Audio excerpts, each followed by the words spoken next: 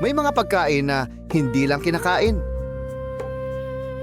kundi pinagsasaluhan, pinagtatawanan, at pinagdiriwang.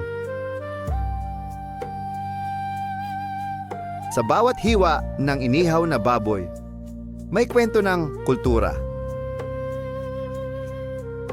May alaala ng barkada at may init ng samahan. Ano nga ba ang dinakdakan at bakit ito isa sa pinagmamalaking putahe ng Hilagang Pilipinas?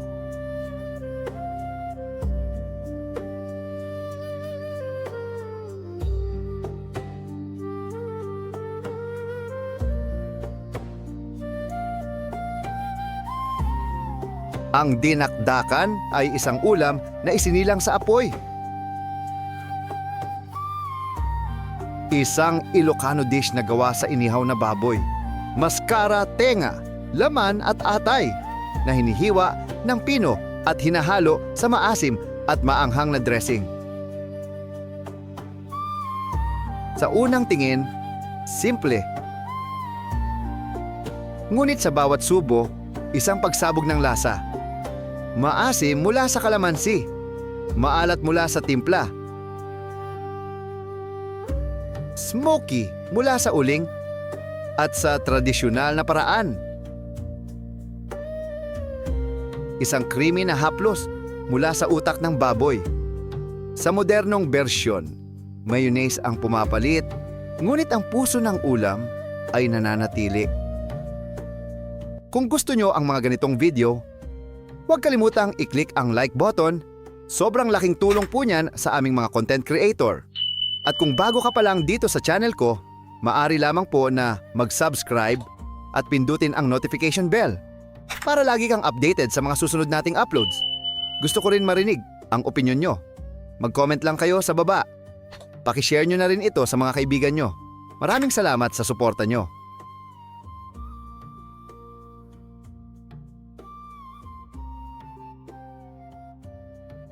Ang dinakdakan ay nagmula sa Ilocos Region, isang lupain na kilala sa pagiging praktikal at matatag.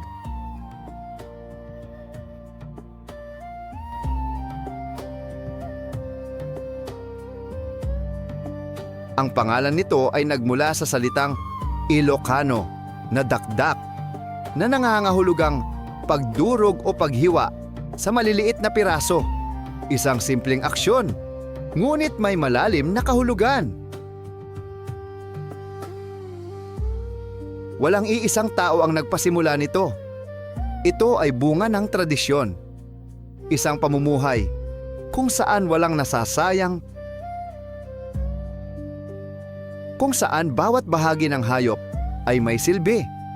Bago pa man dumating ang modernong panahon, umiiral na ang dinakdakan. Isang ulam na ipinapasa mula henerasyon hanggang henerasyon.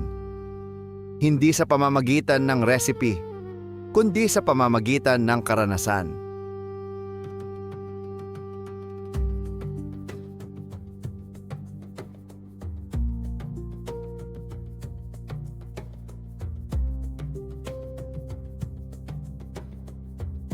Sa Ilocos Region, ito isinilang. Ngunit hindi ito nanatili roon.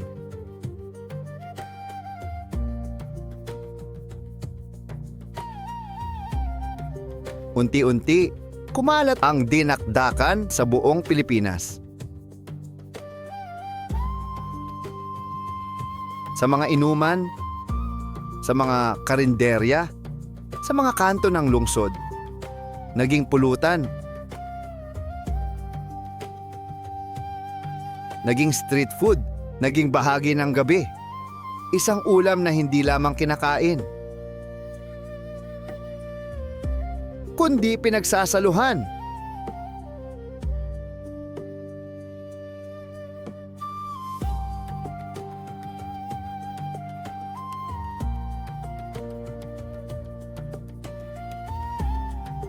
Ang dinakdakan ay hindi lang tungkol sa lasa,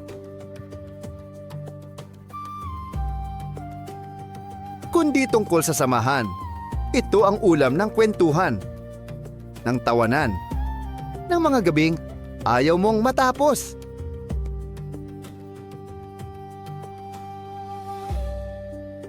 Isang simbolo ng pagiging praktikal, paggamit ng kung anong meron, at pagiging malikhain, paglikha ng sarap mula sa simple. Sa bawat plato, may koneksyon. Sa bawat subo, may alaala.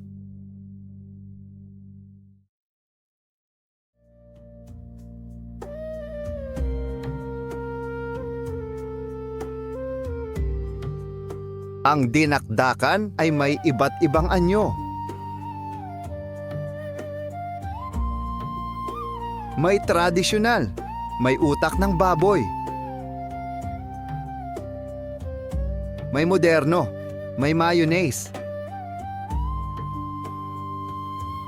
May restaurant style. Mas presentable. Ngunit kahit anong anyo, ang kaluluwa nito ay nananatili.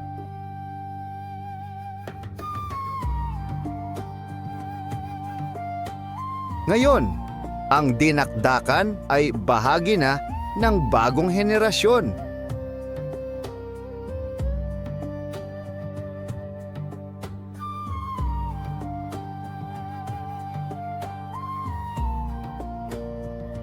Sa social media, sa food vlogs, sa mga restaurant, ito ay muling nabubuhay.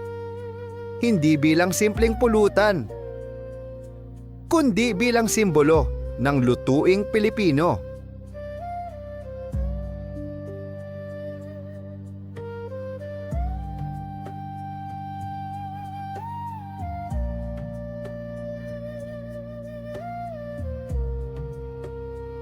Sa bawat subo ng dinakdakan, mararamdaman mo ang init ng uling,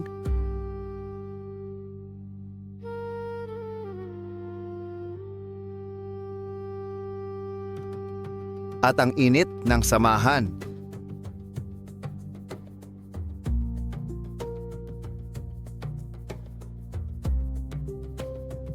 Ito ay hindi lang pagkain. Ito ay alaala.